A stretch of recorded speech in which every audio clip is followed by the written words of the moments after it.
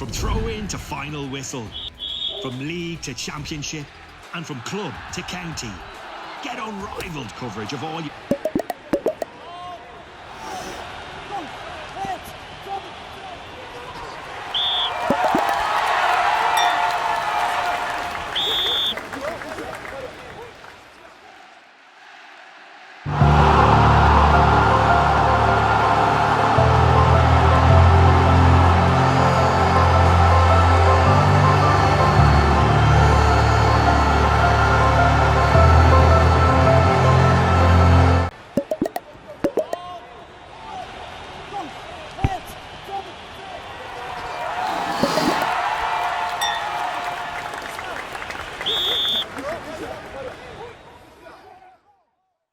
Good afternoon and welcome to a very fresh Thomond Park for this Pinergy Munster Schools Senior Cup semi-final replay between Christian Brothers College of Cork and Crescent College Comprehensive of Limerick. A titanic 15-all draw in Musgrave Park last week means there must be a winner this afternoon. We'll have full live build-up with myself, Darragh Frawley and Garrod Prendergast. Kick-off fast approaching, and I caught up with Crescent College Comprehensive head coach Lee Nicholas and Tommy Crow's CBC a little earlier on. Tommy Crow, 8 days since the epic encounter in Musgrave Park. How were the bodies after the game and how were preparations going before today's game? Yeah, look, we've had a busy week. Just trying to get the lads back on track. Just going through the little medical bits and pieces and getting everybody fit and well, trained well on Saturday and Tuesday and ready to go again.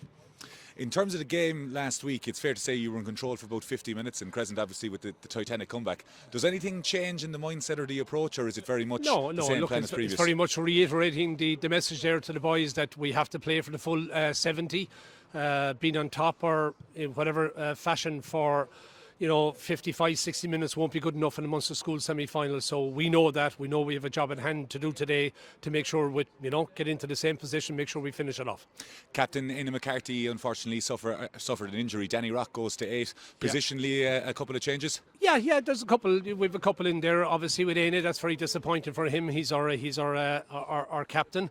And a big loss to us, but in fairness to the lads, Danny fits in automatically. He was kind of a bone shield number 8, and we put Oran Prenter to 7 and one or two little adjustments other than that around the park. So, very disappointed for Aine. He's a guy that gives his heart and soul to the team right from the very start. So, hugely disappointed for him, but as I say, the lads understand the task at hand, and there's no moaning in the corner saying we don't have this or we don't have that. We have what we have and we're ready to go. Good luck today, Tommy. Thank you. Lee Nicholas, 8 days since the epic encounter in Musgrave Park. Talk me through the final 10 minutes of that game, first of all, what the emotions were like and obviously the draw at full time. Yeah, really exciting the last 10 minutes, I suppose. Frustration up until the last 5 when we started to get back into it. We thought we played some good rugby in the second half, but obviously Christians had built up a decent lead by that stage. But fair play to our lads, they didn't give in, they kept at it. Managed to pull out of the bag 2 tries at the end, and especially the last one, a really, really top quality try. Kick to finish. A hugely physical encounter, obviously. In terms of the window of preparation, does it stay the same approach-wise for this game, or is there little tweaks here and there? The window's different, obviously, because of the recovery time that's required after playing such a high-intensity cup game, and especially on an AstroTurf in Musgrave Park. So, first couple of days were all about recovery and just making sure everybody was back to their fitness. And then I suppose we had a couple of guys who had bangs and had to come off during the game, so it was just about getting them right. And then the rest of the week, we went back to our normal training week. It started this week, so Monday, Wednesday, with a gym session in between, so there was a bit of normality with that. Oscar Davey comes in at 10 today. Ryan Godfrey goes to the wing. What is he going to bring to the game? Yeah, I mean, Oscar's been building his way back from injury over the last few weeks, so it's great to see him finally back to what we hope is full fitness today. Godfrey, you've seen when he's playing 10, he's a real ball player, and he's got some wheels as well, as you've seen here with that line break against Artskull that day we played them. But fair play to Godfrey, the versatility of him means that he can play right across the back line and allows us to bring Oscar back into the game. Good luck today, Lee. Thanks. Welcome back to Thomond Park for this Pinergy Munster Schools Senior Cup semi-final with me, Darragh Frawley. I'm delighted to say I'm joined this afternoon by Garrod Prendergast. Garrod, days like this, the occasion, dry track, spring in the air, good to be around. Yeah, it's hard to beat, Darragh.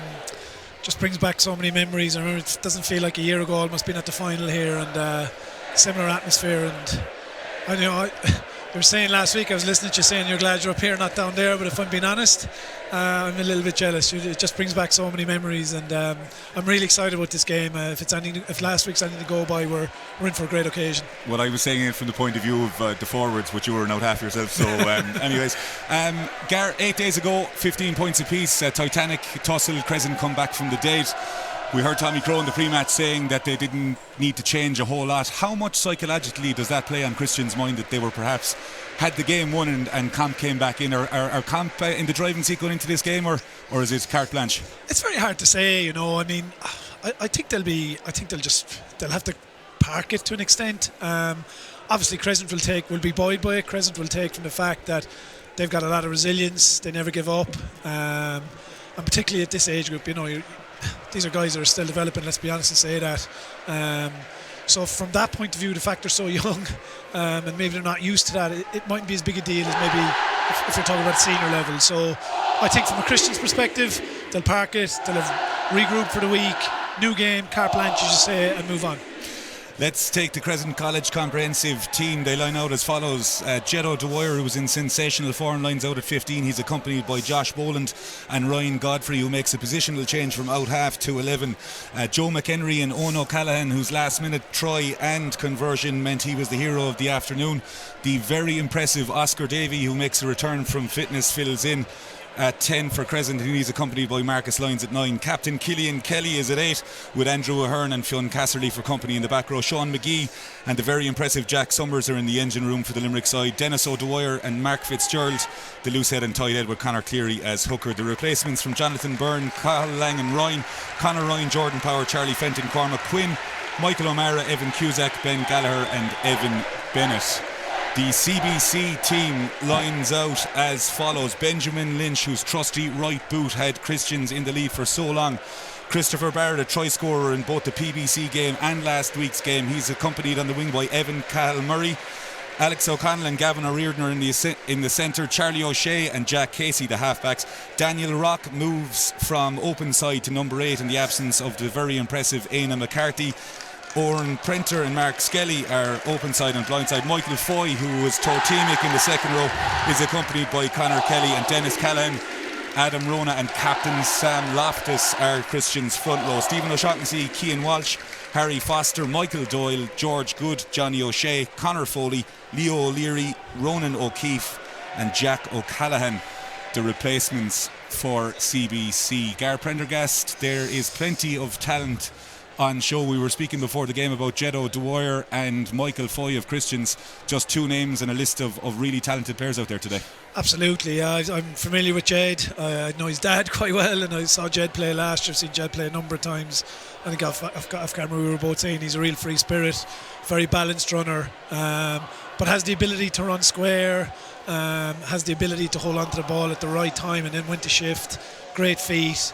But equally, you know, you were saying yourself, Joe McHenry, I suppose the impact he had last week, how he controlled that team. Oscar's ability last year as well, was very impressive. So from the Crescent side, very impressive.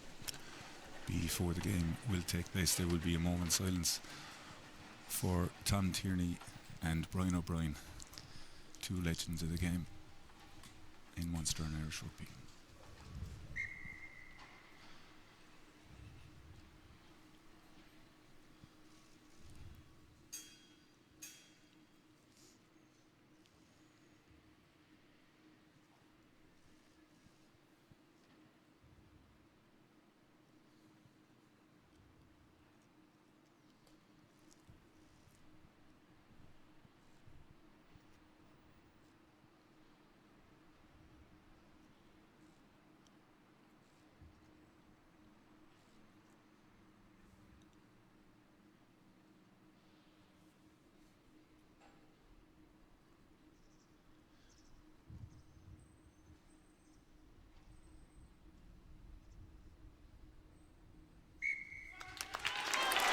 I think just to say as well, Dara, on the Christian side, a player that really caught the eye in the game last week was Adam Rona. Such a powerful, dynamic player. I'm very excited to see him. Obviously, you mentioned Michael Foy, his ability, and I suppose a lot of importance today, early doors on Charlie O'Shea and his ability to control the game. Obviously with Aidan McCarthy injured now, that leadership is required, so be interesting to see how that goes. We're almost set here. We won't even guess which way the wind is going in Thomond Park. The flags to our right at the Mayorstone end seem to be fairly settled. Crescent will play towards the Ballinanty end. Davy gets us underway in his Pinergy Munster Schools semi-final. And it's an early tackle in the air. George Clancy has issued yellow card. Yeah, that is definitely not the start Crescent wanted.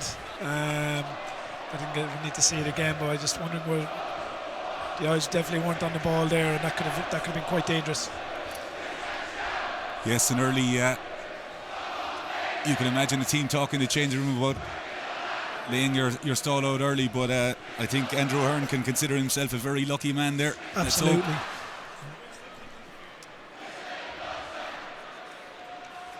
Yeah, just a bit of over-exuberance. It's going to happen by, like, the important things we both know from playing schools rugby. You've got to be so composed early doors. Daniel Rock with a fine take. As we said, he played at open side in the game 8 days ago. He's been very impressive. Noticeable blue scrum cap and has moved to 8 in the absence of captain Aidan McCarthy. Oscar Davy, Gar, we spoke about his ability. A bit of a Finn Russell type player. Very, very exciting. Good to see him back in the fray and making his way back from injury. Yeah, he's a look. I mean, I go back to last year's final. His control and composure that day was exceptional, and his decision making on the day as well, also really good. So I'm really excited to see him play. I've just seen him now. I'm impressed at how he's after getting quite bigger and looks really in good shape. So it's good to see him back. Benjamin Lynch, an able deputy. Excellent from the tee last week. Finds touch just inside the Crescent 10-metre line.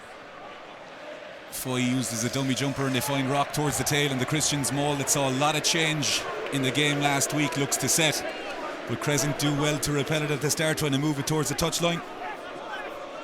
Back 6. Christians eking forward now. Casey telling his pack to keep it inside. Christians just outside the 22. Gavin O'Riordan lining up as a potential carry if they decide to come out the back, and they do, and it's to O'Riordan. And he steps inside. McInerney, his opposite man, just outside the 22. Foy again got through a mountain of work last week. You see how big he is in the carry. Casey skirting around. Rona with a big carry met by 2 Crescent players. Christians again coming right around the corner. Old school rugby here from the Cork side in Limerick. It's a good carry from Conor Kennelly. O'Shea, they look to go at the back here to space through Lynch. Lynch steps inside. He's well marshalled by Mark Fitzgerald, the Crescent comp. Brilliant tackle. Christians going through the yards again, and they're going to go towards the corner, and they're over. And it's Adam Rona and Gar Prendergast. Christians in no mood to let up. An unbelievable start from the Cork side here in the semi-final. Yeah, I suppose 2 minutes ago I mentioned this guy, and I think he's involved in 3 plays there. Like, probably 2 things that caught my eye there with Christians was, one, their patience at maul time, because the initial set from Crescent was quite good and that defensive block was quite good, but then Christians got the maul going. But the second most impressive piece out of that piece of play was the speed at which the Christian players took that ball. It wasn't static, it wasn't standing, which we so often see. They're actually coming on a pace, and the timing really good, and they punched quite a few holes there. So really good start from Christians. Excellent try. Lightning start from the Cork side. We had to wait 25 odd minutes for the first try in Cork last week. 3.5 minutes on the clock. Lynch has an opportunity here from the left-hand touchline to extend the lead.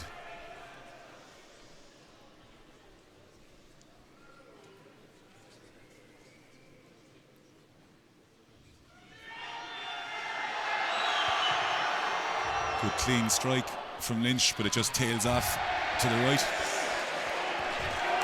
And Christians lead 5 points to 0 in this Pinergy Munster School Senior Cup semi-final. It looks like we're in for an extremely physical afternoon, Gar, after those first couple of phases from Christians. Yeah, very direct, all off 9. But look, when you can play off 9 and get that level of gain, I mean, why not? As I said, they were very direct, and in fairness to Casey, very quick at moving it as well. So It's the perfect start for Christians. Crescent need to get into the game now.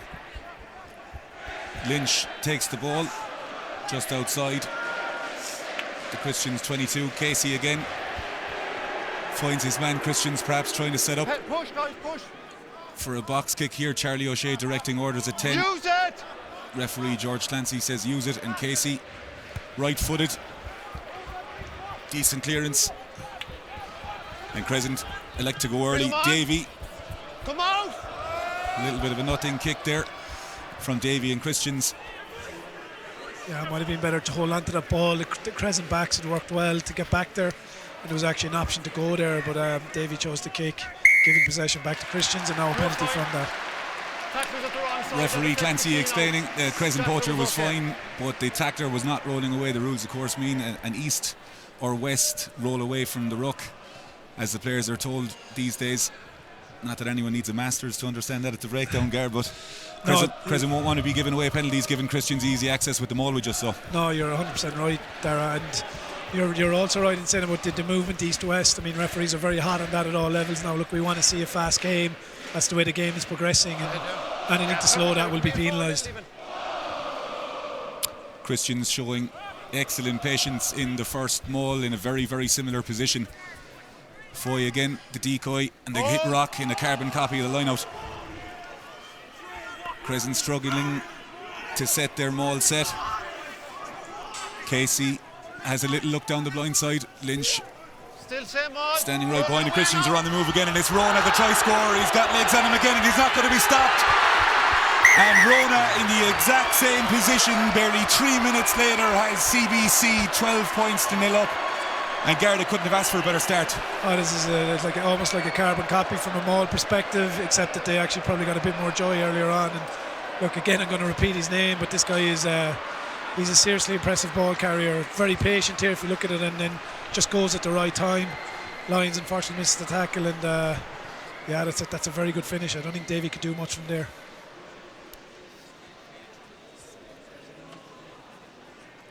We speak about not giving teams easy field position at any level, but you can clearly see that if you are willing to give Christians 30, 40, 50 metres from penalties to touch, you're going to pay for it. Absolutely, and as I said, when that ball was kicked, maybe it's a split second decision, but if Davy had maybe held on to it with the players that had worked back, they might have maybe worked Christians. They've got to move this pack around the pitch. They're a very big pack. Lynch lines it up.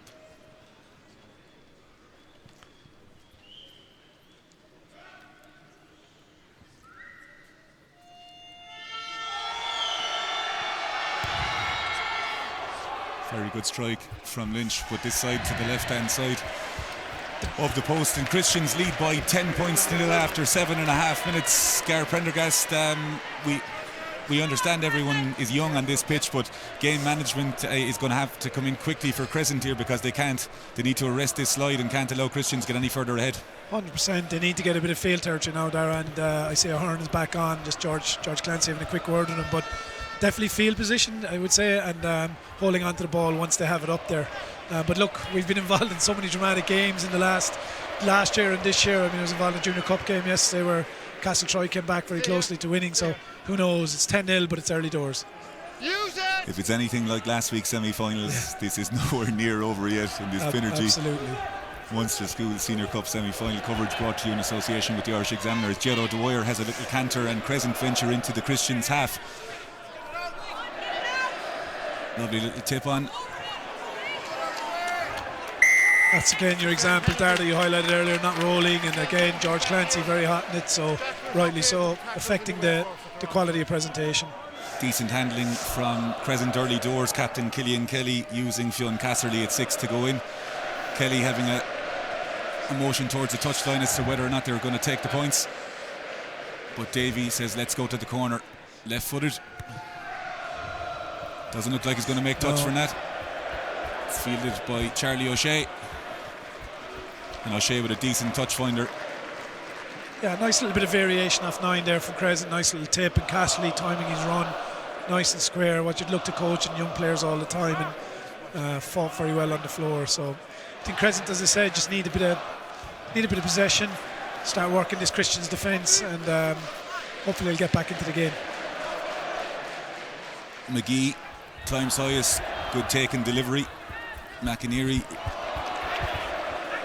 well met by Rona from the tail of the lineup. Looks like a set play. Jeddo Dwyer again on the ball, and it's Kelly. He's got a 2-on-1 on the outside. He likes to kick it in behind. It's going to be a foot race here on the right hand side, and the ball goes out to touch. And Gar Prendergast, we spoke before the game, Crescent in open play, extremely dangerous. Absolutely, and probably one of the most impressive things, and when you're running down those narrow channels, is the ability to run square. I heard you and Johnny and Duncan talk about it last. You can see it there, just nice and square.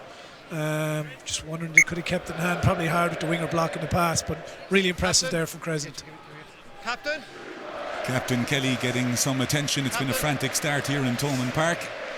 Christians electing for the time being for a 4 or 5 man line out.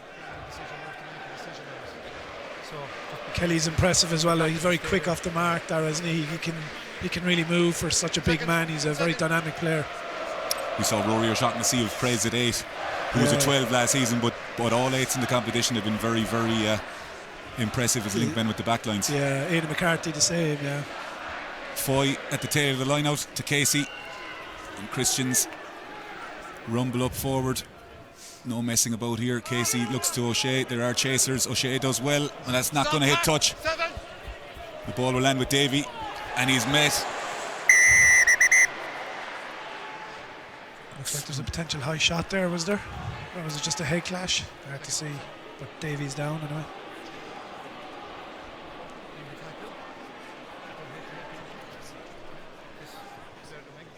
George Clancy having a conversation with his touch judge, as we see on the replay. Yeah, there's a stand-up tackle, made head-to-head contact, yeah. Yellow card. Yeah, it's definite head-to-head. Okay. This is a big moment. It gives Crescent an opportunity maybe to get into the corner and apply some pressure. George Clancy very consistent with the decisions made. We've seen 2 yellow cards in the first 11 and a half minutes, and Davy puts Crescent into touch about 15 metres from the CBC line. We speak about teams needing to take chances or needing to convert chances in the red zone, and this is a big moment for Crescent, Gar. Yeah, a huge moment there. It's they need something back on the scoreboard now after this start from Christian, so it'll be very interesting what to do here. I'm suspecting maul, and McGee that is, yeah. climbs highest, and Crescent have a good maul set here as they rumble forward. The ball is at the back of the maul as Crescent are on the move here. No change of mind, and Casserly, anything Christians can do, they can do better, and we are off to a hell of a start here in this Pinergy Munster School Senior Cup semi-final. Casserly gets Crescent College Comprehensive on the board. It's 10 points to 5, Gar, and that's good game management from Crescent after being on the ropes early on. Yeah, it's brilliant, Darren. Like, look, as a former second row yourself, you probably appreciate the quality of that maul. Backs joining there at the end, but great control and really good finish. Always find it fascinating when 2 packs can go against each other and one can march each other 30 metres up the field, but it just goes to show when teams know what they're doing exactly in those connections and foundations, it's very hard to stop. Absolutely.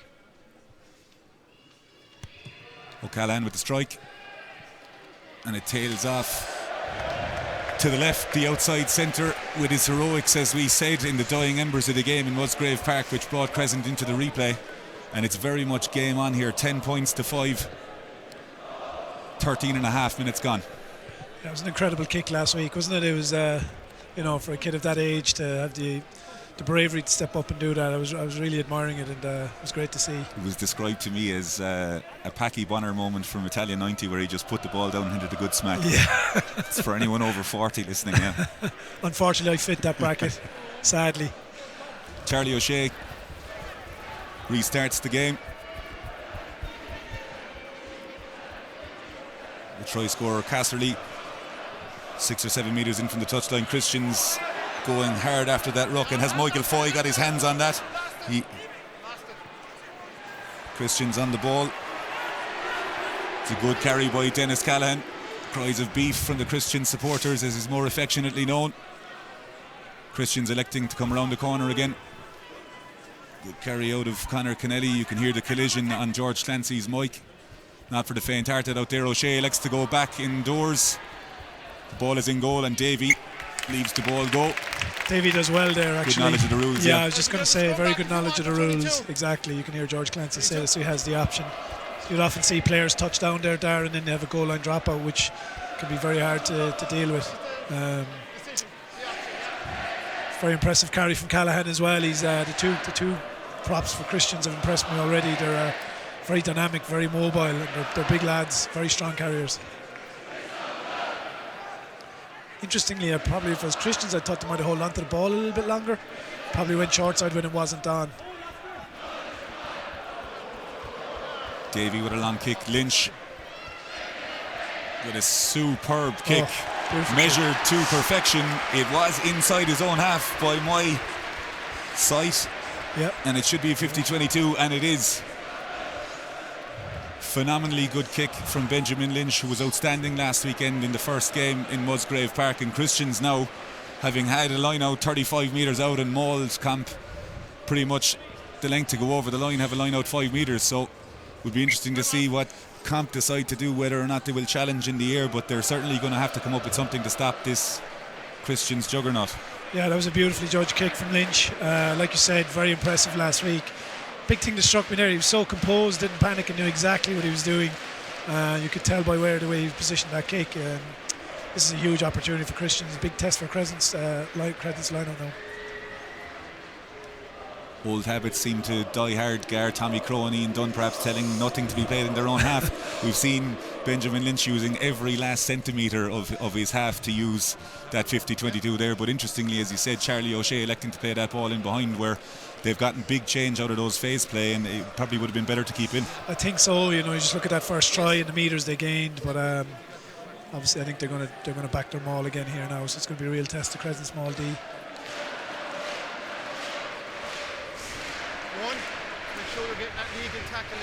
The dark arts of both sides as they get an opportunity to speak to George Clancy. He says make sure there's arms in the tackle. Michael Foy, Rock and Kennelly accompanied.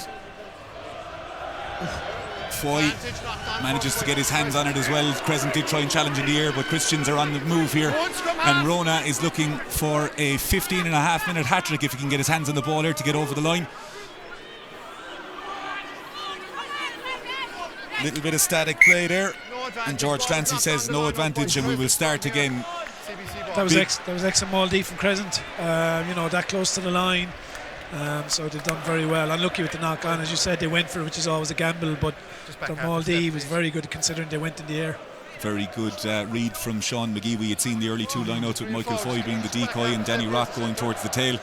Crescent deciding to take a risk, but a calculated risk at that, and we will restart with a scrum here 5 metres from the line. Christians had elected in previous phases to go around the corner here again, so more of the same you would imagine as Casey looks to feed. All players to the right of the scrum as Charlie O'Shea is at 12 o'clock directly behind it. Ball is with Rock, and Rock looks to carry, and Rock goes over Davy, and is the ball down there? And George Clancy says it is. And Christian's power yet again, Gar Prendergast shows, and they are in vicious form in the 22 here and lead by 15 points to 5 with the conversion to come. Yeah, that was an incredible play from Rock. If I'm being brutally honest, seeing the one hand carry sometimes makes me nervous, but he knew exactly what he was doing.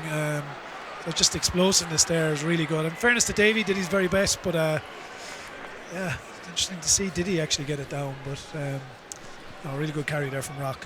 Very clever play from Oren Prenter on the open side as well to have a little check. Yes. On the Crescent back row, but try is awarded.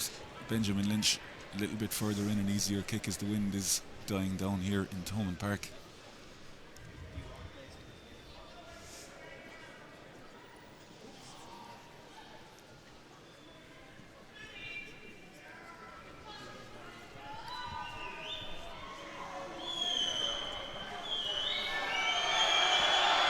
Lynch strikes straight and true, and it's straight through the posts, and that brings the score to CBC 17, Crescent 5. Gar, we spoke about Christians before the game.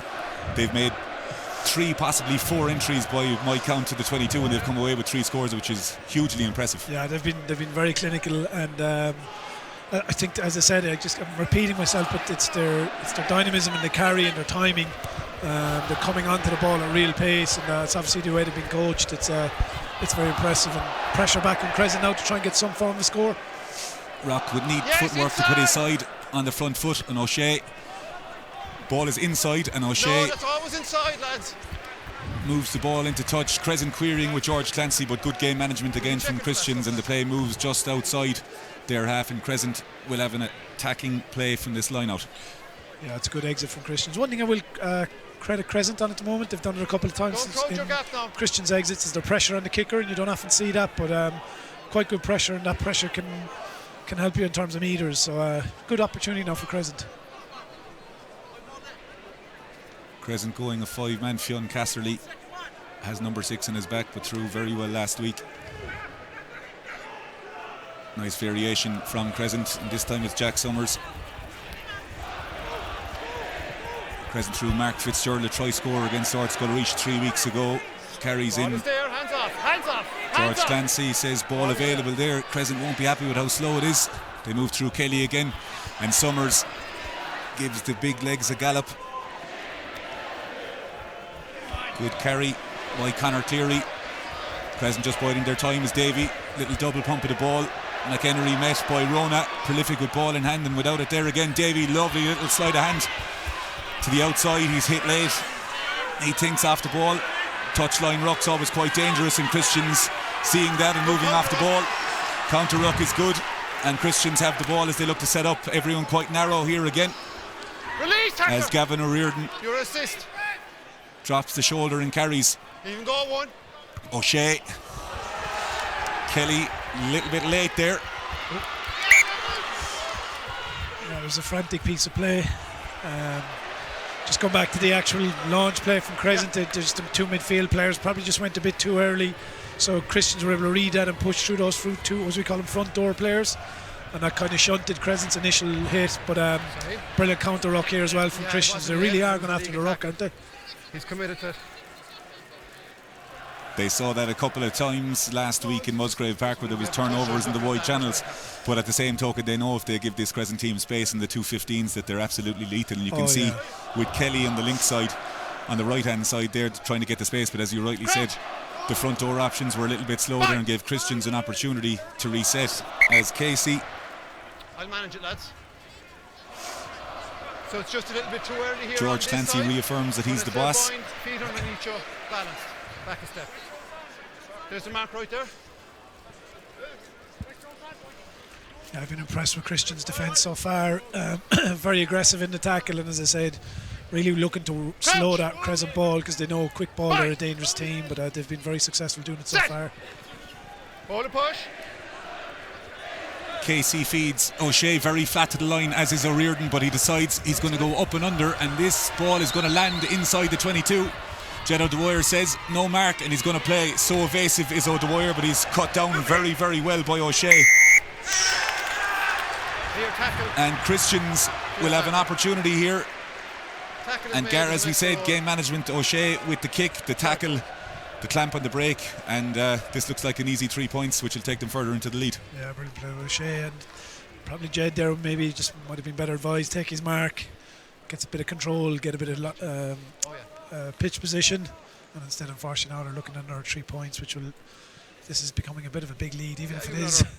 These two teams, as we know, have had so much drama in the last few days, or the last week or so, but this will be a big lead. Just get you to take another step back there, please, Crescent, if you don't mind. This will take the gap to 15 points. The gap with 8 minutes to go was 12 in Musgrave Park last week. The gap between PBC and Munchins at half time was 25 points, so I can assure you this is nowhere near done, and there's plenty of drama left this afternoon as Lynch from straight in front,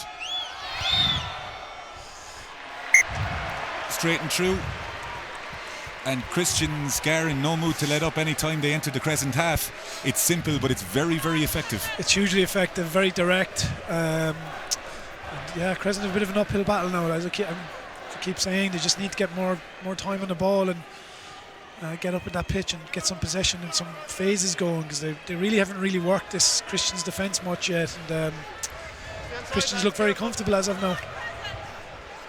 Davy elects this time to come over towards the left side. Ball is fielded well. Kennelly with a good carry. Carried back in. Wait, chasers, wait. O'Shea, this is an awkward bounce here. But O'Dwyer has the ball in hand. Hits Davy. Goes back towards McGee. Christian's going very hard in the breakdown. Not quite getting at that stage. Good hands from Cleary there. Crescent using that little tip on, but Christian's wide still for the time being. Davy goes out the back to O'Callaghan. O'Callaghan very, very elusive and breaks the front door tackle from Christian's. Comp just inside the half. But again, the emphasis we spoke before the game, Gar, about the chop and tag, the low tackle and straight in over the ball, and Christian's reaping the rewards from it. Yeah, it's something you highlighted there at the start of the game. You're right, it's really effective. I've been just very impressive with that initial collision from Christians. They're winning all those initial collisions. Very strong in the tackle, and their defence is winning the game at the moment. Lynch doesn't find touch on this occasion. He finds O'Callaghan, and that ball does take a slight deflection. So we will start with a Crescent line out, and Crescent will breathe a sigh of relief there, Gar, based on Christian's power in the maul going down the line there. Yeah, it's been their go-to so far, hasn't it? So they'll be quite thankful that it's their ball.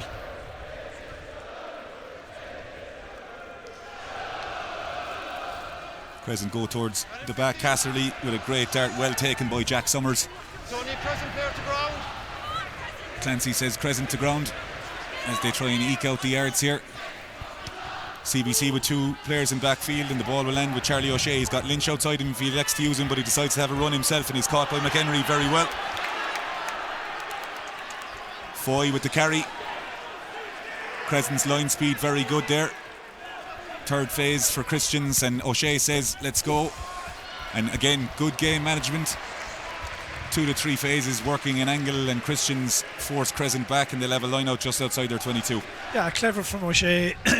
Knew there wasn't really anything on. Crescent looked quite set in D, came back to short side and picked his touch, and just keeps the pressure on Crescent. And to be fair to Crescent, it was actually a good initial maul set up. But I just personally feel it maybe time to hold on to the ball rather than giving them back possession, and as I say, test that defence, move them, because this is a very big Christians pack. Crescent haven't got those phases going yet. Casserly hits Captain Kelly at 2. The ball goes in over the 5, and it's a difficult angle. But Marcus Lyons tries there, but the ball goes out on the full, and now Christians will have another launch play. Yeah, again, just more the same stuff. You're into a bit of a wind. Even if it's just a hit up the middle, come around the corner, stretch them, get them down to 15s, open up the game a bit. But now Christians have a very strong attacking position just outside 22.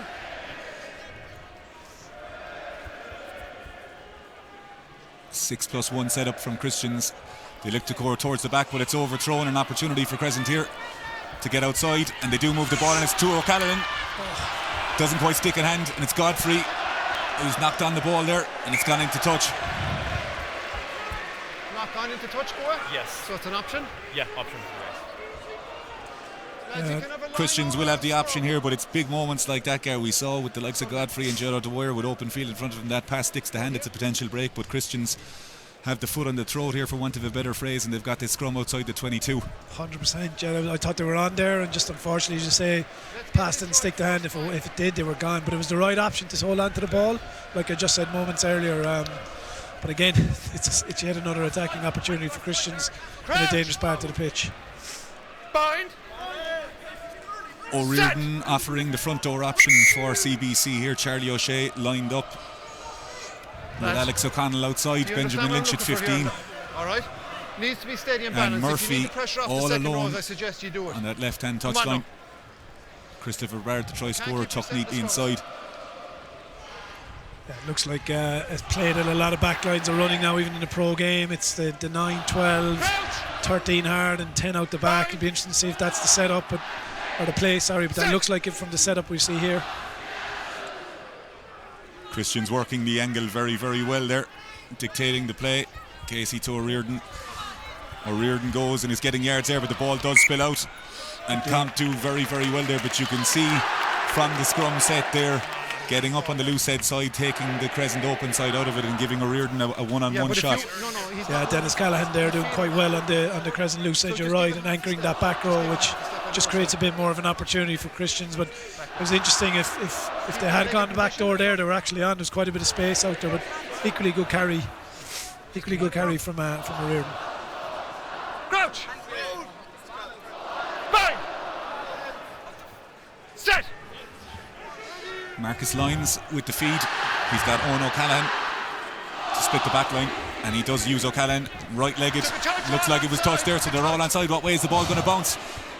It's a good challenge, but Murphy does very, very well. The Christians pack working very hard to get in. Crescent have a full line set, and Rock carries very hard, cut down very well by Ahern, his opposite number last week. Foy with the carry. O'Shea takes the ball, moves towards the line very flat, decides to have a little run himself, but he's well marshalled.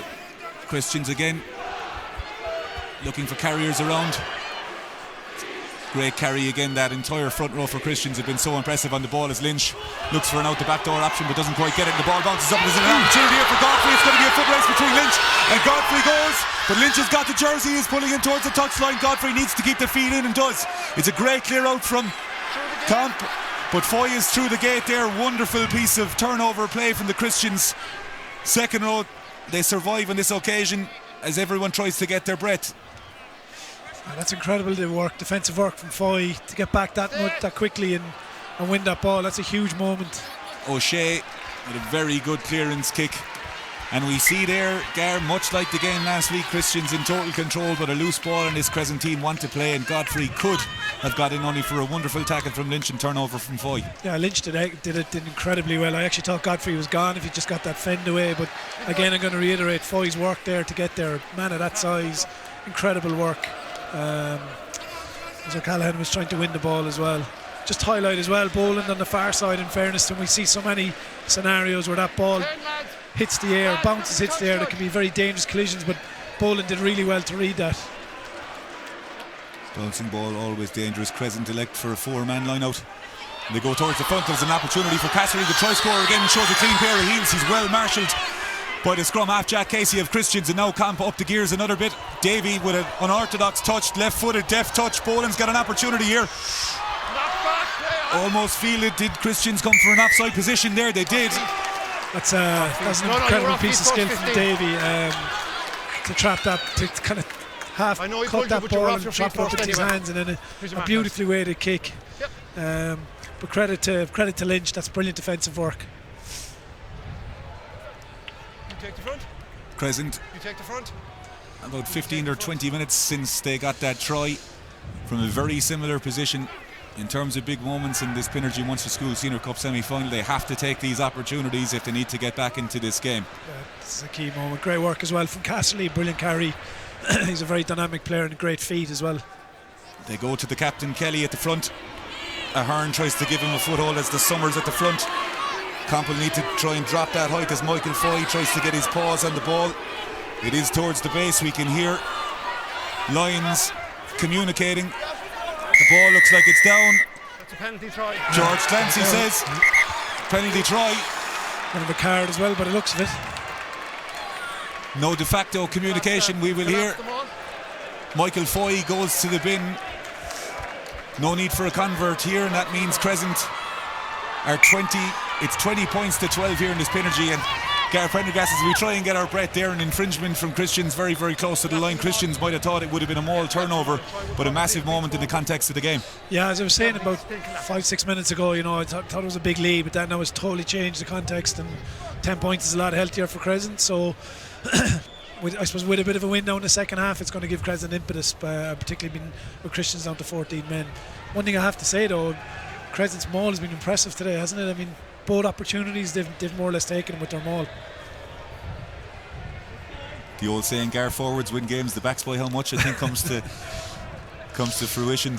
It's very true in this instance. Hugely entertaining first 30 odd minutes here in the Pinergy Munster School Senior Cup semi-final, coverage in association with the Irish Examiner, as Charlie O'Shea sends the ball long. Captain Kelly uses Okay. Boland, doesn't find touch, and CBC's Rock has the ball, carries very, very well, gets through two would-be tacklers, and much like that, the poacher is in, but again the tackler didn't manage to roll. And in all fairness to the officials, as difficult as a job as it is, George Clancy has been bang on with his decisions.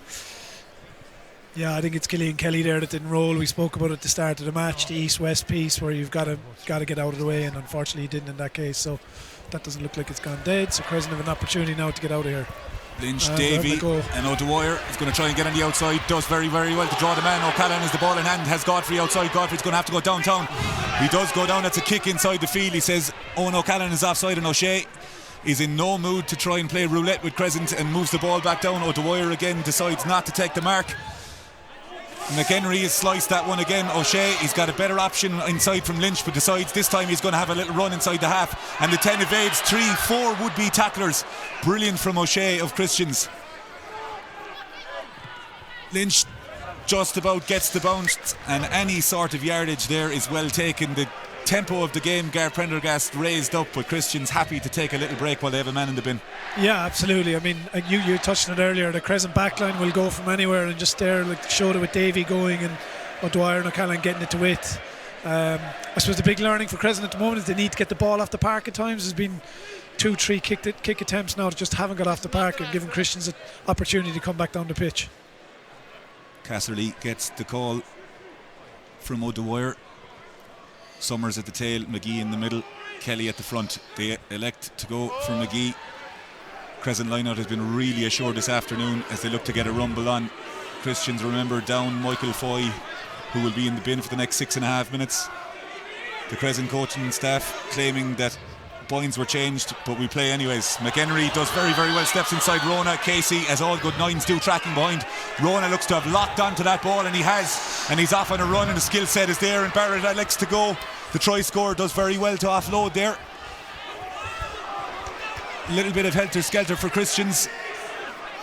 A lot of where do you start there between the entry to the ruck and the turnover? But Gar, we spoke about the physicality, and you can hear the hits on referee George Clancy's mic. It's really ferocious out there. It's incredible, Darren. Like, I know I've mentioned him quite a few times, but Rona, this guy is he really is something. That's an incredible turnover. But like you say, quite a few moments there. The physicality out there is incredible. Crescent are starting to get some momentum now, though, and you know they'll hopefully back themselves with the wing in the second half and play more territory and pressurise this CBC team. Oscar Davey elects to take the half-time score, and the half-time here in the Pinergy Munster School Senior Cup semi-final. CBC of Cork 20, Crescent College Comprehensive 12 points. Gar, sum up that half for us. Again, full of drama, wasn't it? Christian starting so well, obviously from the kick-off with the yellow card, so clinical in those 2 early tries, very dynamic with their carries off 9. And they looked in the ascendancy, but fair play to Crescent. I suppose they have experience in that team. We spoke about it before the game, and maybe that experience has helped them. And I've been very impressed with their maul. It's been a very effective weapon for them. And it leaves this game wide open at 20 points to 12. There's a lot to play for now in the second half. I was worried about the scoreline earlier, but now it's changed, so it'll be very interesting to see how the second half goes.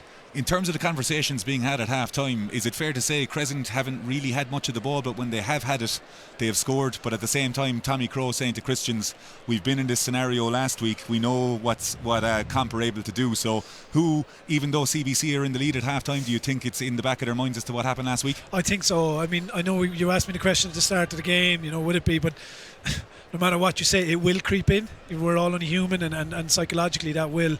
And like you touched on there, you're right. I mean, Crescent haven't had much of the ball, but yet it's still 12 points to show for their small levels of possession. I see Crescent looking maybe to play a bit more territory in this half, a bit like Christians in the second half, and then playing in there, playing that high tempo game. Be interesting to see as well, will Christians kick back to them when you've got a dangerous runner like the likes of O'Dwyer. Godfrey as well has shown that he's got gas, so it'll be interesting to see how this plays out in the second half. You've mentioned about Comp, perhaps the game management in the first half, the last 15 minutes trying to play off touch. That's a deliberate tactic from Lee Nicholas, Bateman and co not to do that, because they've seen Christians getting those line-out mauls, giving them an opportunity to score. So it is a deliberate tactic, you think, for Comp to keep the ball in play? Possibly, you think so, yeah, because it's been so effective. But as I said, I just think territory early on in the second half, and then play from kind of 10 metres in, the 10 metre line in. Let's see Crescent play, because they have the quality to play, and they've got so many dangerous backs out there.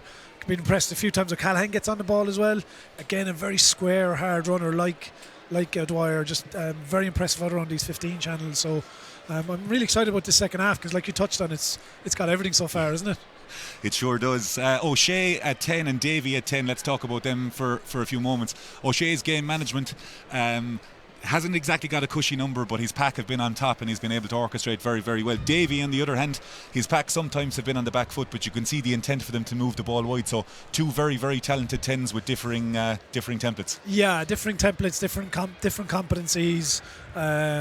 Like you say, the Christian 10, sorry, is Charlie O'Shea.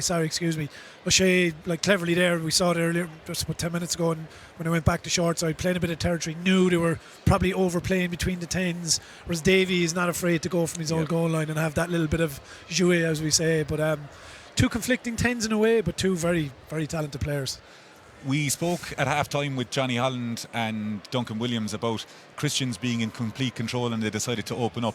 Do you think it's very much going to be a case where CBC decide to batten down the hatches, no risks, put the ball in the air, put the ball out, let's try and kill the game? And for the opposite, is it going to be Crescent, let's play ball, let's bide our time, or let's go from it early on? I think Crescent will go for it early on, knowing that, watching them for the last couple of seasons and the philosophy they have, which I admire their coaches in, it'll be go for it. From a Christian's perspective, like you said, I think they won't be afraid to get the ball off the park because they'll back their line out D. And I think any opportunities to take points, they'll take them and just keep the scoreboard ticking. The challenge for Christians will be maybe now with that bit of a wind. You mightn't see it on camera, but there is a bit of a breeze there, as we know there always is in Thomond Park. And I think the challenge will be Christians getting themselves up the pitch. But if they do that, they've proven already they're very clinical up there. And I think, unfortunately for Crescent, if there's an early try, that might be just too much for them. So it'll be very interesting to see how the first 5-10 minutes develop. Be careful what you wish for, Gareth Exactly, Prendergast. yeah, we had a 12-point deficit in Musgrave Park last week. 8 is the difference here. Let's talk about the bench. We spoke about the importance. There's an 8-day turnaround, a lot of guys coming in. We saw the likes of Charlie Fenton, Doyle, Foster, the names go on, but the importance of the bench coming in at any level, we tend to see a little bit of a breakup of the play, a couple of solo runs, individual things. How important are the benches going to be for both sides? Oh yeah, listen, at any level they're huge, and you mentioned Fenton from last time as well, so absolutely the game will definitely break up given the level of intensity we've seen in that first 30 minutes or so. It's been very intense, so you'd expect guys to tire. I'll be interested to see particularly the Christians pack, because they're probably that bit bigger. Will that take something out of them? Now, having said all that, they haven't had to defend as much because Crescent have had as much possession, but 10-15 minutes into the second half there will be more space in the pitch, so bench will have a huge impact. There must be a winner in today's semi-final replay. As we said, it was a 15 points apiece draw. The other semi-final, which was played on Wednesday of last week, was a phenomenal game. PBC of Cork were 35 points to 29 winners over St Munchin's. A Roy of the Rovers comeback was almost complete for the Limerick side, but the winner today will face off against PBC on Tuesday, March 14th at 2 p.m, a game that will be brought to you again by the Irish Examiner. Gar, in terms of the emotional pitch in the second half, there's a unique, I suppose, facet to today's game that this could be the last time that a lot of the players wear the jersey for their school. So it's finding that emotional balance along with the instilling the game plan effectively and making sure you get the right pitch, which is incredibly difficult to do as a 17 or 18 year old kid. That's a brilliant point. I mean, it's hard to do as an adult, but to do it as an 18 year old and the emotion of schools rugby that we all know, that's a real challenge. It's a really good point you make, and I suppose that will be the message from the coaches at half time, Dara, will be balancing that composure but not wanting to lose that emotion which you have to rely on. So I think it'll probably be more so on the Christian side because they have the lead, and probably more so leaning on the composure side, so whereas Crescent probably will tap more into the emotion, so that's why it'll be a very interesting second half. A lot of very serious faces on both benches as coach John Bateman claps his side back out. Lee Nicholas has the arms folded to the right hand side. Tommy Crow imparting words of wisdom to his water carriers. Both sides remain unchanged, it looks like. If there are any changes, we will do our best to bring them to you, but it looks like Garda Crescent will have a slight wind favouring them, and particularly they've got left footers and right footers in the back line as well, as do Christian, so it's going to be an intriguing kicking battle in the second half. Yeah, kicking from definitely within their own half would be interesting, like you say, having the two options. I suppose one other point just to touch on and to highlight him, Andrew Ahern started the game by being sin-binned with that hit it there from the kickoff, but in fairness to the guy, since he's come back on, he's caught my eye in terms of his ability just to chop tackle, and as the game has worn on, he's actually had some really effective tackles slowing that Christian's carry. So He's really caught my eye, and that a very important player for the second half. O'Shea restarts. And the Crescent coaching staff very, very happy with that exit from Marcus Lyons. No nonsense. Yeah, I think it's just here. Perfect. 35 minutes to play in this Pinergy Munster School Senior Cup semi-final in association with the Irish Examiner and the ever-impressive Adam Morona. 2 tries to his name in the first 6 minutes. Let's go, CBC. Gets his call CBC. from captain Sam Loftus. Speed it up now. Michael Foy still in the bin, as you'll see on screen. Great dart from Rona, and Christians look to rumble. They've got a good set there with Skelly, Prenter and Rock. You can hear Kennelly. Under no circumstances does he want that ball taken out of the maul. It's an impressive maul from Christians, considering they're down 5 as well. Casey has a little dart down the blind. Pack reset again. Second row Kennelly with a carry again. And Callaghan, as the cries of beef ring through Thomond Park again. Rock. Christians being very, very direct here early doors in the second half. Callaghan again. Good carry from the big fella. Jack Summers looks to get his hand over the ball. Casey to O'Shea. Goes out the back. And there's crossing there. Little bit of indecision there from Christian's guard, and Comp standing firm in their tackles 15 metres out of the ruck. Yeah, good decision from Callaghan, the way he pressed high there, forcing the decision. But I suppose just to highlight Rock in particular. It's not going to find touch there, is it? It's kept in. And O'Shea does very well, but that bounces on the line, and that's going to be out. The one thing I was going to say though, Darragh, is what's impressed me with the Christians carrying is the ability to change pace, and Rock is particularly good at it, whereas once or twice he's taken static ball there, but the ability to actually change pace pre-contact, Callaghan quite good at it too as well for a big man. So their carries have really impressed me today from the Christian side, but Crescent dealing with them from a defensive aspect as well, in fairness to them. Conor Cleary, the hooker for Crescent, departs. Casserly ready to throw. McGee judged it very well, but unfortunately for him has knocked it on. Been very good in the line out all afternoon, but Crescent had an opportunity there, Gar, to launch a play to get right back into it, and they'll not be happy with that. No, I feel sorry for McGee there. Like you said, he's been so dominant all day, out of touch, and it's only a fraction in that, wasn't there? But look, they're still in a good position as the part of the pitch they want to be in, and they'll just want to pressurise Christians from here. Charlie Fenton, the replacement for Conor Cleary. Fenton into the back row. An impressive player as well, Fenton, very dynamic, very abrasive, so it'll be interesting to see how he gets on now. Had a massive impact when he came on in Musgrave Park with about 25 minutes to go last week. CBC scrum solid, and Rock is off, does very well. Says hello to Oscar Davey, who moves into the backfield.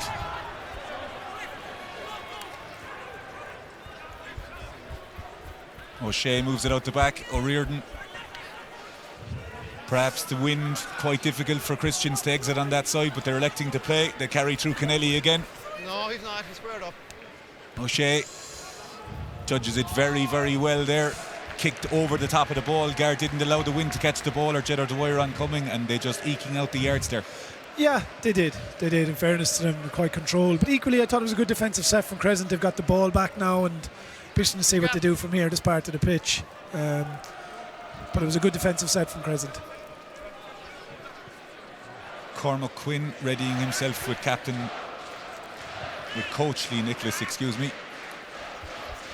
Ball goes over the top again, and Rona had a little think about it there, whether or not the official saw it, but just a sleight of hand is a knock on. He would have been in for his hat-trick there. That's 2 lineouts in a row, Gar, for Crescent that have gone awry. Very, very minimal errors, but huge in the context of the game where they were with the line out in front of us on the right hand side and on an exit.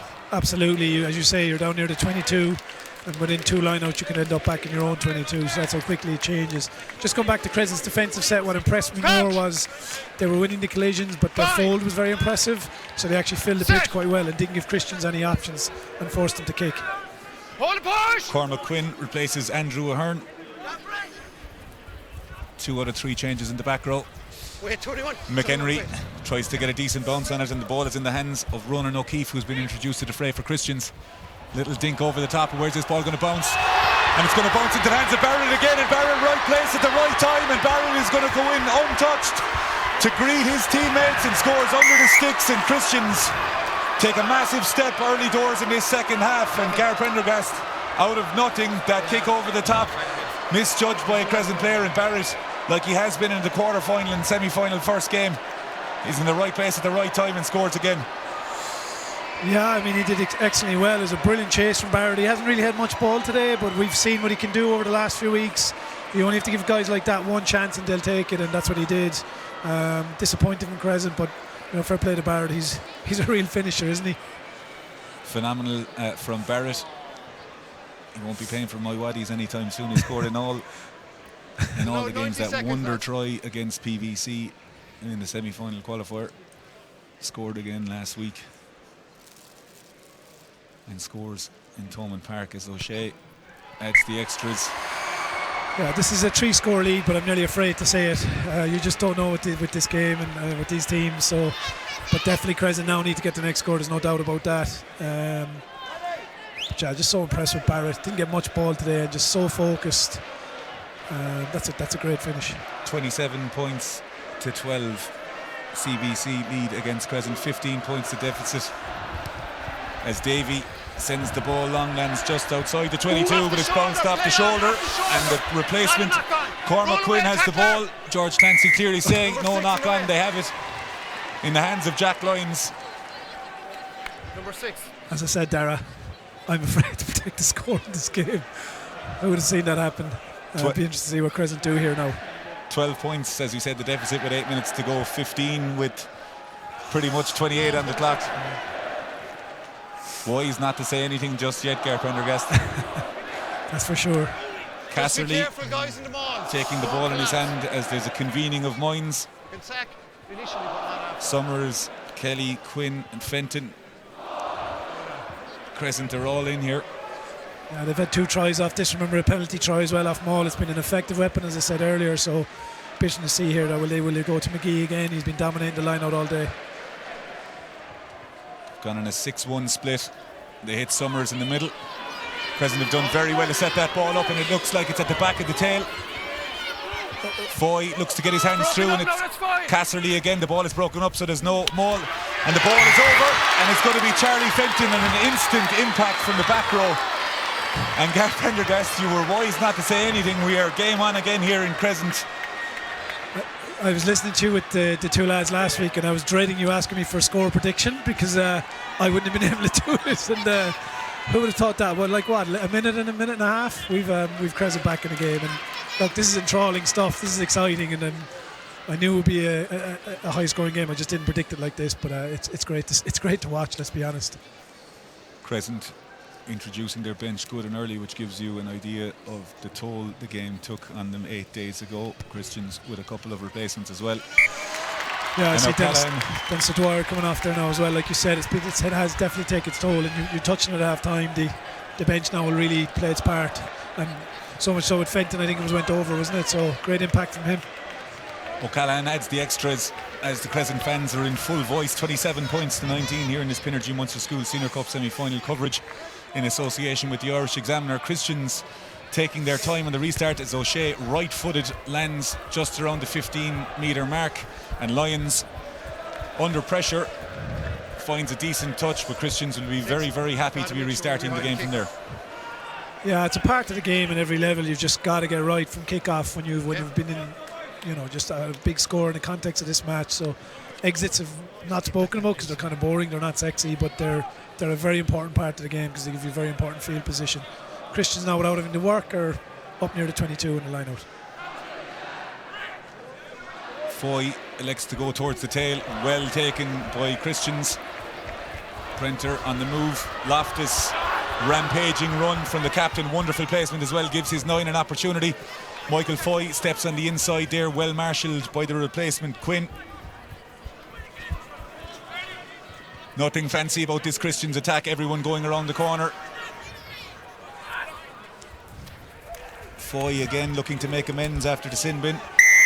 Yeah, I was very interested. I was really interested there in watching that. Like Crescent, if you looked at it, those first 5 phases, absolutely did not compete. They just chopped and they waited for the right ruck to go after. And if there's that split second where that first arrival is off, like Summers identified, then you're going to win the penalty. They were penalised for after feet. Clever defence there from Crescent. Interesting. Davey elects to go downtown through the middle, but it's well fielded by O'Shea. Neat little footwork, and O'Shea off the left foot this time. Good little kick. Finds Davey, it's brought back in O'Dwyer. O'Dwyer elects to run. Just seems to find space where there isn't space. But Christians are on that ball. And it's a wonderful turnover there by Owen Prenter at open side for Christians. O'Dwyer very, very dangerous in attack, Gar, but his team not getting around in the breakdown. No, not reacting quick enough there, I'm afraid, to Dwyer's carry. But Prenter has all the hallmarks of a quintessential 7, doesn't he? He's been very impressive today. That was really good technique there. Sean McGee was leaving the field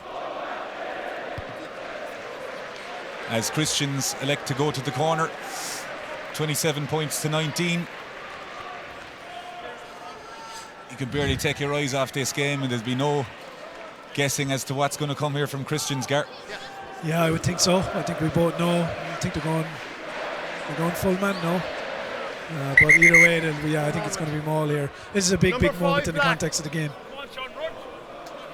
Sean McGee, who's been brilliant all afternoon, his race is run and he's replaced by number 18, Conor Ryan, on the Crescent College side. Christians going on a 1-3-2 6+1 split. Foy goes to the front, doesn't take the ball cleanly. Prenter cleans up, and Christians, who would have liked to have set a maul, will now go from the deck. Ball looks like it was within a metre of the ruck there, but it's turned over and played from the ground. But George Clancy says play on. Little bit of handbags on the left hand side as the touch judge tries to break it up. And Crescent back in their skill set. Lovely little tip on there from Casserly to Quinn, and there's an opportunity here if Crescent want to go, and O'Callaghan moves it out to O'Dwyer. So elusive and broken field, and Godfrey has it. The coach is in front of him, eluding, wanting him to kick it. He does. Godfrey, the ball will stay in play. O'Shea is there. The game being played at a frantic pace as Crescent try and close him down.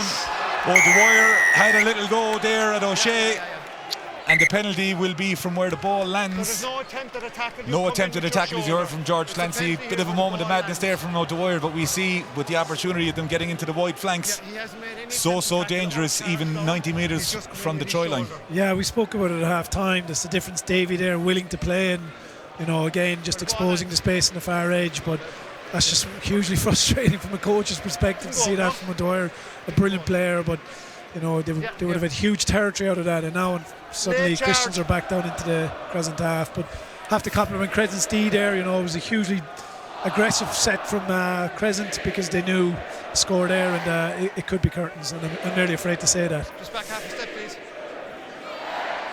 Still 22.5 minutes plus added time to go as O'Shea decides to land Christians into the 22.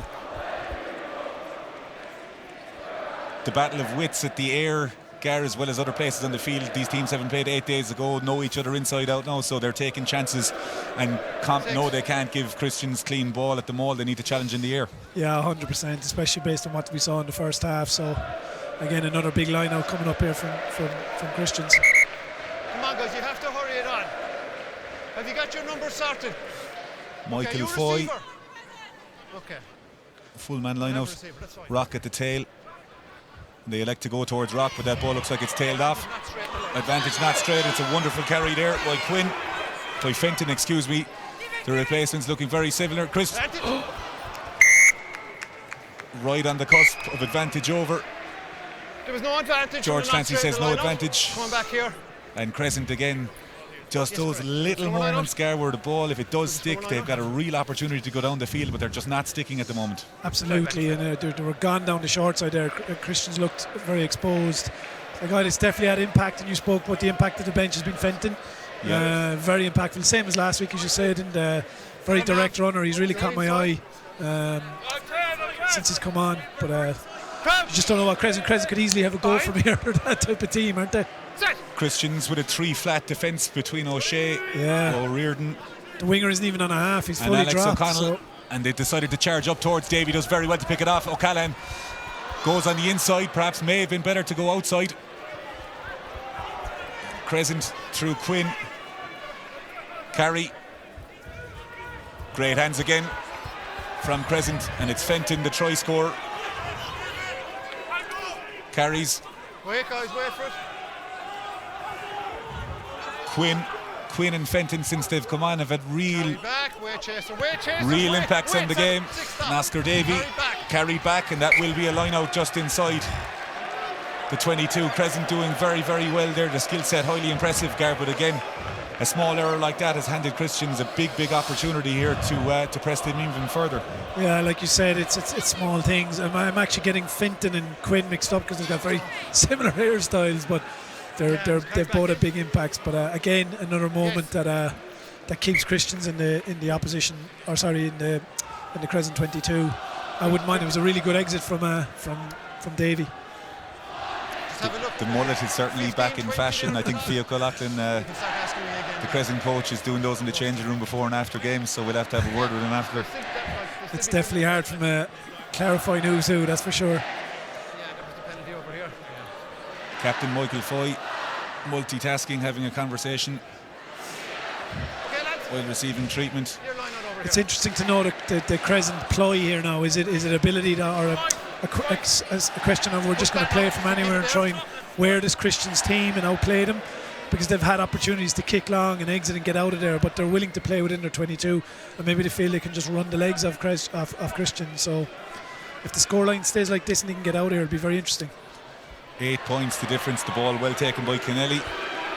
Great dart from Rona, managed to take Summers out of the equation. Christians players fall to their knees but reset at the front, and the maul ekes forward. Ball used once, and George Clancy says Crescent legal there, and the ball goes to ground. And that's good acknowledgement from the Crescent coaching staff and players. Garda seem to have rectified the two occasions where Christians really pummeled them in the first half. Absolutely, their line out there and their maul D has been very impressive for the second half. So like you said, definitely something was addressed at half time. Again, I'm just interested to see what Crescent will do here now. Will they run or will they kick on their launch play? Crouch! Crescent heavily loaded on the open side. Set! Davy has a little look outside, has the conversation. Hold a push! Danger man Jeddo Dwyer standing 4 out, but they elect to go towards O'Callaghan. Right footed kick, does very, very well and gets the rub of the green there. The ball slips through the hands of Evan Murphy, who's been faultless all afternoon. But again, much like we're guessing, Crescent keeping Christians guessing as to what they're going to do. And probably good game management on the basis of where they were in their pitch. They couldn't risk to be turned over, being 8 points down. Yeah, it's all about getting out of there now and applying pressure. I feel sorry for Murphy there. Just as you said, he's been faultless, but little moments like that, it's unfortunate, but it gives Crescent a good attacking platform now. A little bit of a further meeting. Jack Summers at the tail of the line out. Foy tries to get up in the air, but the ball is well taken by the replacement, Conor Ryan. And Jeddo Dwyer brings Camp into the half. Very good fight from the 15. That's an unbelievable carry, and there's huge space in behind. Mark Fitzgerald a little bit early, and O'Shea does extremely well to pick the ball out of the Limerick sky. O'Dwyer fixing his boot as Rona is getting attention down here on the left hand side of the field. Christians through Foy make a carry, well tackled by Quinn. Hands out one! Tackler again. Casey towards O'Shea. Big pressure on sides. Godfrey does very well backtracking to take that ball and frees the hands towards O'Callaghan. Wonderful play from Godfrey, who's moved to the wing after an excellent performance at 10 last week. McHenry plays at 9. Hits Summers, cries of a high tackle from the Crescent bench. George Clancy having none of it. Christians trying to make a nuisance of the ball. Ball looked flat there from Davy to Fitzgerald. There's a chance here. Davy sees it. There's a shooter from the line with Rock. Moves the ball and it's kicked forward, and it's Murphy who has an opportunity here. Ball bouncing each anyway. Massive moment in the context of the game, and it's not going to be touchdown. Murphy just went behind the post. We were unsighted, but Jeddo Dwyer does an unbelievable job for Crescent Camp just to put him off. And Gar, just like that, the game could have got away from Crescent, but they're still alive. Yeah, I mean, there's so many things to talk about in these moments. But I only spoke about Murphy a few minutes ago, saying he was flawless. But yeah, no, Dwyer does well, doesn't he? He just does enough to take it out of his hands. That's a big moment. It reminds me last year when Dwyer made a huge tackle under the post early in the game against Prez. So yeah, that could still be a big moment in the context of the game. Stephen O'Shaughnessy enters the fray for Christian Brothers College. Quarter of an hour. George Clancy says a quarter of an hour as he takes a Suspiog. It was an interesting one there though with Crescent when they had a midfield ruck. The winger had come high. The fullback was quite centrally placed. There was a huge amount of grass to work with here for Crescent, and unfortunately the kick just got a bit too much into the air. I think it was one of those ones where it could have got in behind into the corner. But look, they've stopped this try that could well have been curtains. You're getting brave now. I'm getting braver, but the Crescent definitely need to score down in the next 5-6 minutes, I think. From a back's point of view, we saw the ruck just in front of us here. Davy likes to attack very, very flat, and we saw the likes of O'Dwyer and Musgrave Park come into the game. We're going to expect to see players coming onto the ball at real pace either sides of the ruck for Crescent to try and find gaps in that CBC defence. Absolutely, and you can see CBC are tiring a little bit. They're identifying space, they're working rucks into the middle of the pitch, and then they're coming back down that short side where CBC are probably just a bit too tired now to fold. So Crescent are starting to identify holes in that defence, but as I said, they're spending quite a bit of time in their own 22 now at the moment. Godfrey with the ball in his hands, 6 metres from the posts. High hanging kick will land in the hands of Rock at 8, who's been imperious all afternoon, and he says let's go. He gets through Summers, does Rock, gets through the would-be tackler again, and Rock taking the fight to Crescent. And any sign of tiredness is certainly not evident in Rock as Michael Foy takes another carry again, and Christian's up the gears to get into the 22. The replacement, Stephen O'Shaughnessy, does very, very well to move. And George Clancy says Crescent were illegal at the breakdown. And CBC, Gar Prendergast spark into life again there, and you see the power through the likes of Rock, Foy and O'Shaughnessy, and they're very hard to stop. Yeah, I said it earlier in the game, that change of pace, and Foy has that. Rock has that, and he proved it there. A couple of missed tackles, all right, but Rock's ball carrying ability is very impressive. Captain Loftus has said they're going to go 5. He's met, but he's after getting over the line, and Captain Loftus, the man of the hour, decided as the captain not to go to the corner and reaps full reward. And those 5 points are massive in the context of the game with the conversion to come, Gar Prendergast. Yeah, that's just a great finish, isn't it? I'm nearly afraid to say it, but that could well be the score that could do it. That's a brilliant carry from Loftus. He's taken over the mantle of leadership today from McCarthy, and he's really stepped up to the mark today. Very powerful carry, good finish. Huge power from the loose head. Charlie O'Shea, where you are. Perfect. Has taken over the kicking duties. I mean, that Christian's front row of Loftus, Rona and Callan has been very impressive today, particularly in the carrying side of things. I see Callan's coming off now, and he can really hold his head up high. He's had a fantastic game today. Powerful man, huge ball carrier. All 3 guys are so dynamic. Top quality performance from Dennis Callahan. A wrecking ball, to put it lightly, as he's replaced. Harry Foster comes into the fray. 34 points to 19. Not insurmountable, and if any team are to come back from this based on Crescent's performance last week, they still have an opportunity to do so. But it's time, you think, Gar, to throw caution into the wind. It has to be, Dara. Yeah, it has to be. And they just unfortunately can't afford missed tackles like they had there on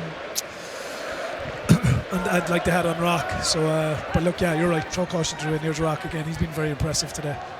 Rock feels Godfrey's kick. Summers makes the tackle. Foy again breaking out the hard yards for Christians.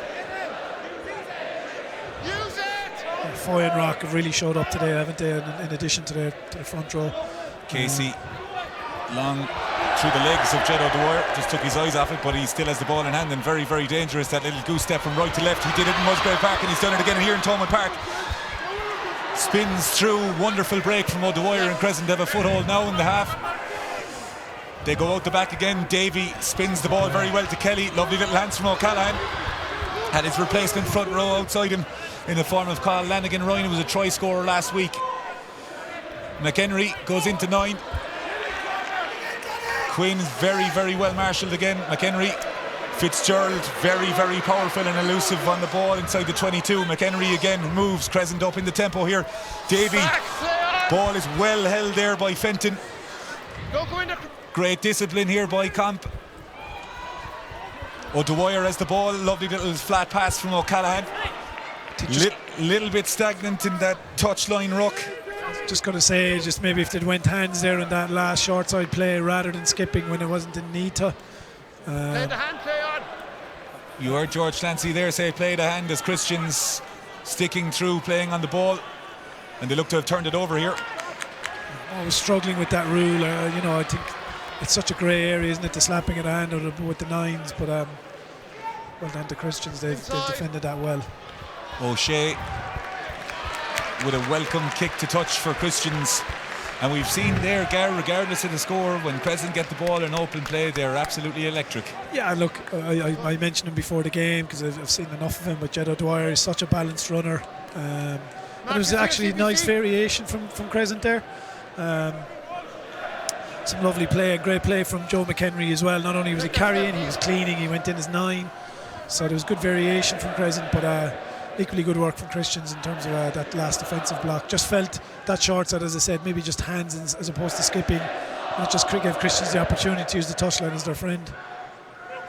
Summers all alone at the tail and elects to have the ball thrown to him. There's a little peel coming around. Kelly, who's been full-blooded all afternoon. Godfrey has a little look. That's a legal tackle. The ball is inside. It's in the hands of the Christians replacement, Ronan O'Keefe. Has a little run.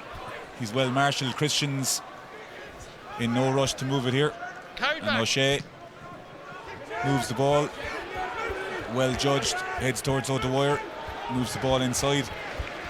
And it's Evan Cusack onto the field here. Looked like a potential high shot there, but Crescent play on. The ball was out. Turning into a little bit of a game of sevens. We're not going to complain from where we're standing, but game is in the balance here. 61 minutes on the clock, 9 minutes to go as O'Callaghan tries to dink the ball over the top, and George Clancy says he was taken out. Penalty from where the ball has landed. 15 points. Same as the one over here. The difference.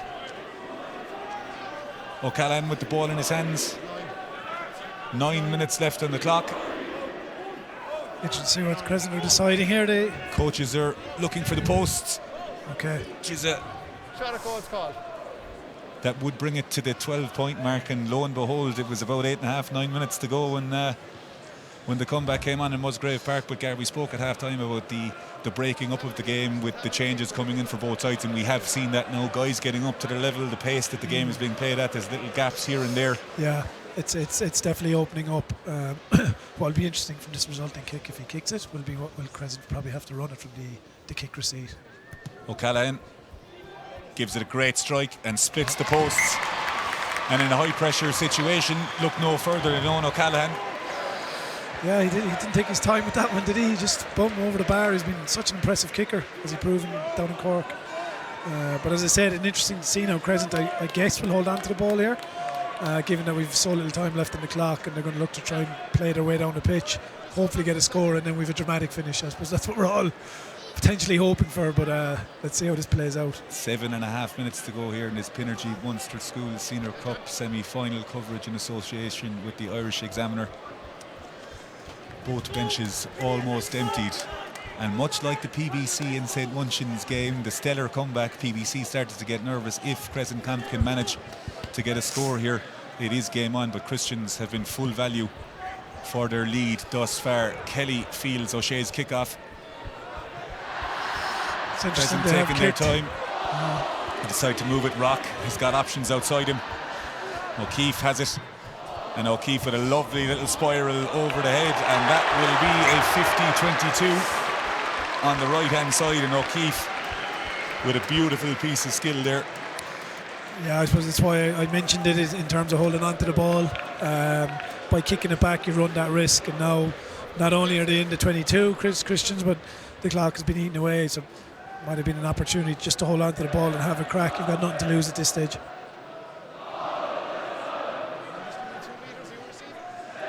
Christians taking their time to set the line out. Captain Loftus gives his call to O'Shaughnessy. And a bit of miscommunication in Crescent with the ball in hand, and Mark Fitzgerald moving very, very well. The loose head has put in some shift this afternoon. McHenry decides to go up and under. And Crescent go very, very hard after that ball.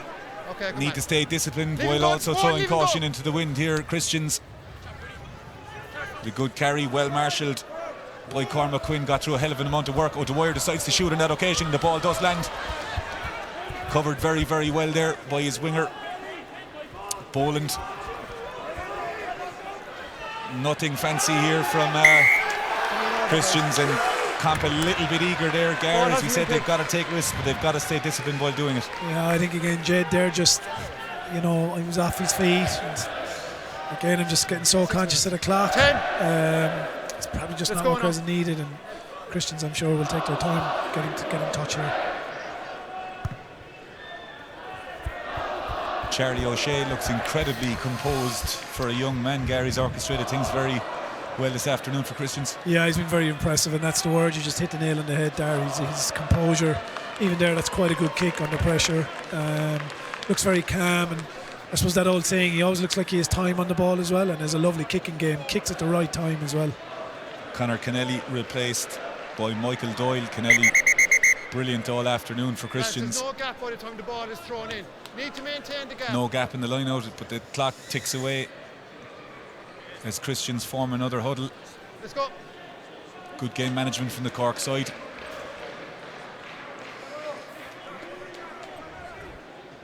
Yeah, I think as I look at that box at the top of our screen at the time, it's beginning to look more and more like an all Cork final, isn't it?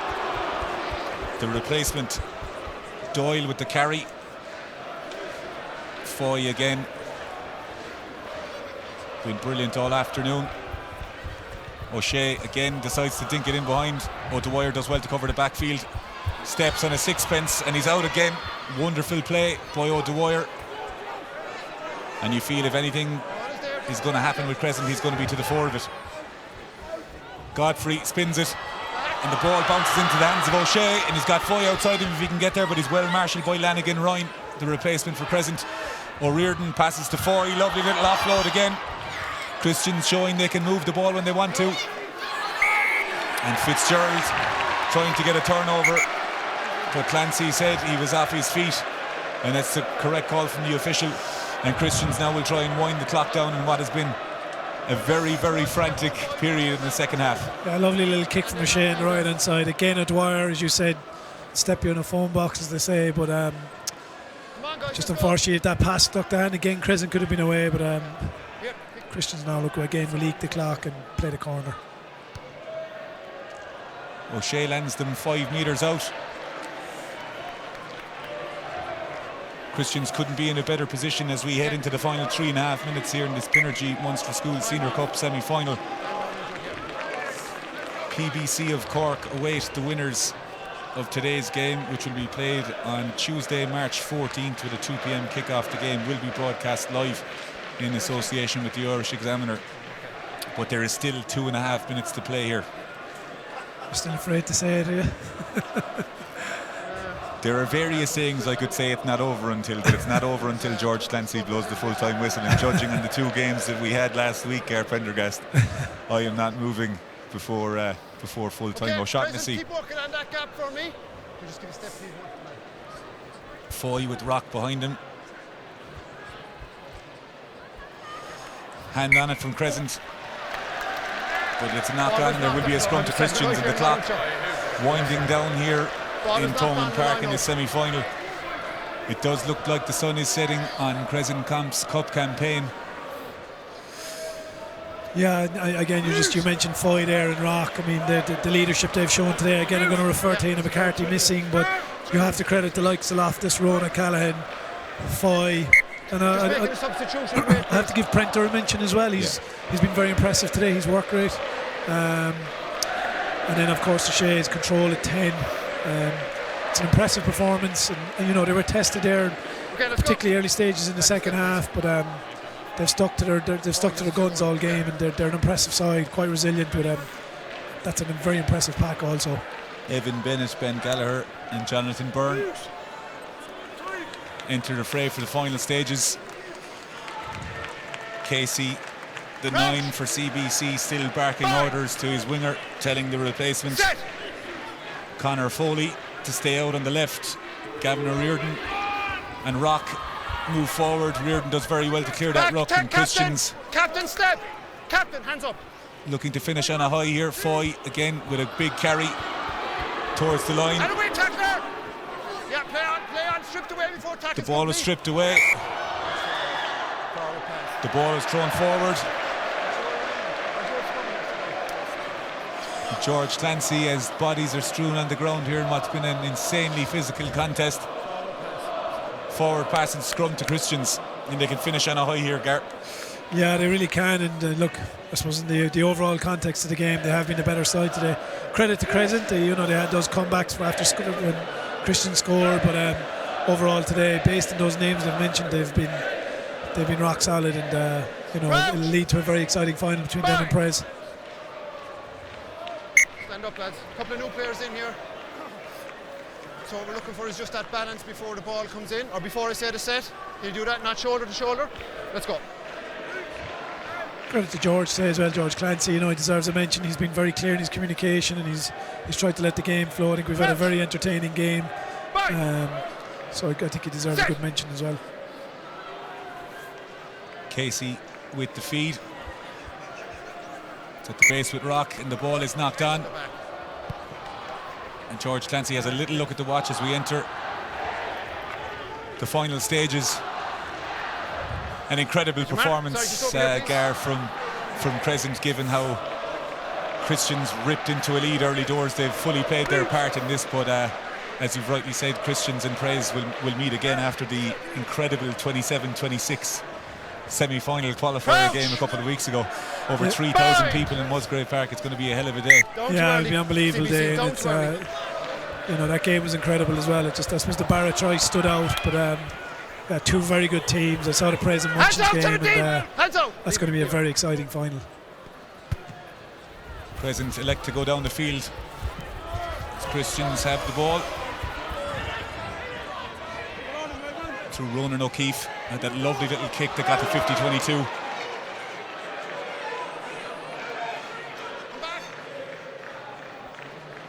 Good carry there. Very good. O'Shea does well. Tackled by McHenry. Tackle complete. But he's held in the tackle. Complete. Yeah. Easy. Just a bit of afters going on here now. A bit of frustration, I suppose.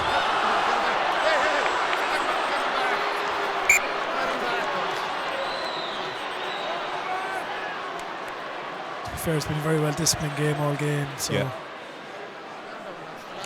No love lost between either side. No. They all shake hands after it, but absolutely some huge collisions out there today. McHenry looks to be in a bit of bother. He's been brilliant all afternoon at inside centre and moving to 9 later in the game as he did last week in Musgrave Park. Yeah, there's some. Listen, I mean, the interesting thing out of today's game, and looking at the likes of Prez and even Munchins, be familiar with a lot of these players. It's exciting. It's exciting times for Munster rugby, for club rugby. Obviously, we're not going to see all these names in years to come, but there's definitely some of these names we're definitely going to hear more of. And I think the future is very bright. You've got to credit the schools game here. I know we talk a lot about the Leinster schools game, I get that, but credit to the coaching teams and all the schools. I mean, the cup this year so far has been really impressive, and the standard of rugby is excellent. Skill level has been a level above year on year. It's really improved, and with the introduction of a certain Mike Prendergast to Munster rugby, we've seen it improve no end. So plenty of stars on show here as Godfrey plays the ball in, and Crescent will have an opportunity to finish on a high here. Yeah, we'll see something. Test that Christian's defence right to the end. Off the mark. Crescent. Yeah. Crescent. I think the interesting thing from a Christian's perspective as well, we spoke a lot about their power, but like you touched on earlier, there has been moments in the game where they've shown that they can play too. They're very capable of doing that, so they can mix their game up. Byrne with a fantastic dart. Yeah. And Crescent moving forward. The ball is now in the hands of Byrne, the replacement hooker, as they rumble towards the line. Byrne metre short. There's an opportunity here as they go towards Mark Fitzgerald. He won't be stopped from there, and he scores. And interestingly, if this is last play, that will be that. Unfortunately. But George Clancy hasn't said anything just yet. Although with the body language of the players, it looks, with 4 minutes of additional time, that this could be the final action of this Pinergy Munster School Senior Cup semi-final here in Thomond Park. CBC 34, Old Crescent 27, with Godfrey's conversion to come. Gar, we said there was going to be drama, there was going to be entertainment, and we weren't wrong. No, I mean, this game has been, these two games will be remembered for a long time. The game in Cork and this game have been incredible. But you know, hats off to Christians. They've been worthy winners. But Crescent have played their part. Straight and true from Godfrey, and that is the last action in this Pinergy Munster School Senior Cup semi-final in association with the Irish Examiner. CBC 34, Crescent College Comprehensive 29. That means that CBC will meet PBC in an all-Cork final on Tuesday, March 14th at 2 p.m. A game that will be broadcast live and via the Irish Examiner website. And Gar Prendergast, we were treated to quite a game today. Quality, physicality, intensity, all the cliches, but a really, really good game all in. It definitely had it all, 100%. I mean, Christians got off to such an amazing start. Those 2 early tries, but you know, you speak about the age group and age profile of these guys, but they really showed resilience, Crescent, and got back into the game very quickly. And it was like that right through the game, because when Crescent were scoring, Christians were coming back down doing the same. Obviously, Crescent will be disappointed maybe in that last quarter where they felt maybe they could have, you know, kicked on and really put pressure on Christians. But you know, we're looking at Foy here under us, and I'm going to reiterate that front row of Christians, Foy, Prenter, Rock, they've been so impressive today, and as I said, they've been worthy winners. But fantastic game, and yet again, schools rugby, it's full of excitement, isn't it? Indeed, as we said, CBC of Cork will play against PBC. There was a dramatic finish, to say the least, in the semi-final qualifier just over a month ago, 27 points to 26. Gary, you touched on the standard of the game. Let's touch on the Munchins PBC semi-final in Cork last week, 35-29 there, but a real intent from all sides to play rugby in this season's competition. Yeah, it's great to see. I mean, you know, from a philosophical perspective, if you like, you start up at Munster Rugby at the moment, how they're playing, and it's working its way right through the club game at the moment and into the schools game. And you look, both teams with intent to play. As I touched on, I know Christians are a powerful side, but they have the ability to play as well. And last week's game between Munchins and Prez had all the hallmarks of that. I mean, both teams with a want and a desire to play, playing without fear as well, which is the biggest thing, because let's be honest, at that age there's so much at stake, and long may it continue in the schools and club game, you know. Long may it continue indeed. As we said, CBC run out winners 34 points to 29 against Crescent College Comprehensive. They will meet PBC on Tuesday, March 14th at 2 p.m. From myself, Darragh Frawley, and Gearóid Prendergast, and all of the Irish Examiner, thanks for tuning in and have a good evening.